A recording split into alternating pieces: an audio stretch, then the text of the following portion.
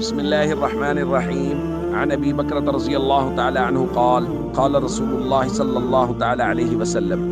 إن ابني هذا سيد ولعل الله أن يصلح به بين فئتين عظيمتين من المسلمين.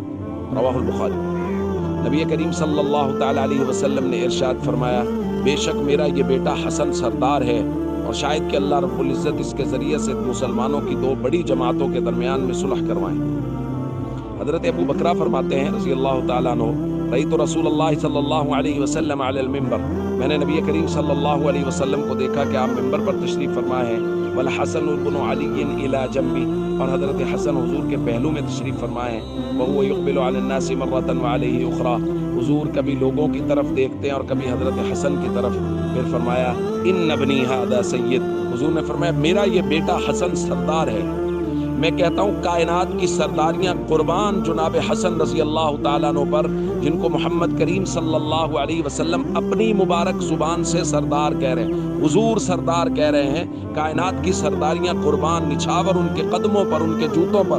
جن کو نبی کریم صلی اللہ علیہ وسلم سردار کہہ رہے ہیں۔ پھر حضور نے ایک پیشین گوئی فرمائی کہ میرے اس بیٹے کے ذریعے سے اللہ رب العزت مسلمانوں کی دو بڑی جماعتوں کے درمیان میں صلح کروائیں گے۔ اور یہ صلح ہوئی جب حضرت حسن رضی اللہ تعالیٰ عنہ نے حضرت امیر معاویہ رضی اللہ تعالیٰ عنہ کے ہاتھ پر بیعت کر لی۔ اس سے حضرت حسن رضی اللہ تعالیٰ عنہ نے ان لوگوں کی زبانیں بھی بند کر دیں جو لوگ اہل سنت کی آڑ میں بعض خود ساختہ اسکالر بنے بیٹھے ہیں، اور حافظ تو ہے ہی صحیح، جو حضرت امیر معاویہ رضی اللہ تعالیٰ عنہ پر تان کرتے ہیں۔ جب حضرت حسن رضی اللہ تعالیٰ عنہ نے ان کے ہاتھ پر بیعت کر لی تو بس اس کے بعد سارے جھگڑے لڑائیاں ختم ہو گئے۔ اب تو ضدی لوگ ہیں، دجال اور کذاب لوگ ہیں، فریبی لوگ ہیں، جو امت میں افتراق ڈالنا چاہتے ہیں، امت میں اختلاف ڈالنا چاہتے ہیں، امت کو توڑنا چاہتے ہیں۔ صرف وہی لوگ ہیں جو اس موضوع کو لے کے بات کرتے ہیں کہ حضرت امیر معاویہ اور حضرت علی رضی اللہ تعالیٰ عنہ کے جو آپس کے معاملات تھے، جب حضرت حسن رضی اللہ تعالیٰ عنہ نے بیعت کر لی تو معاملہ ختم ہو گیا۔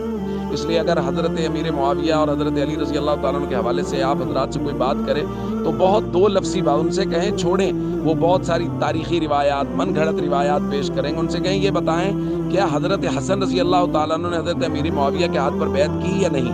اور یقیناً کی، بخاری شریف کی روایت میں موجود ہے کہ کی، تو بس پھر سارے جھگڑے، سارے نزاع ختم ہو گئے۔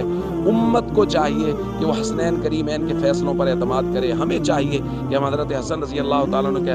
فیصلے پر اعتماد کریں کہ جب انہوں نے حضرت امیر معاویہ رضی اللہ تعالیٰ عنہ کو اہل سمجھ کے ان کے ہاتھ پر بیعت کر لی، تو ہم سب کو بھی چاہیے کہ ہم ان کے ان فیصلوں پر اعتماد کریں اور صحابہ اور اہل بیت سے محبت رکھیں۔ السلام علیکم ورحمۃ اللہ وبرکاتہ۔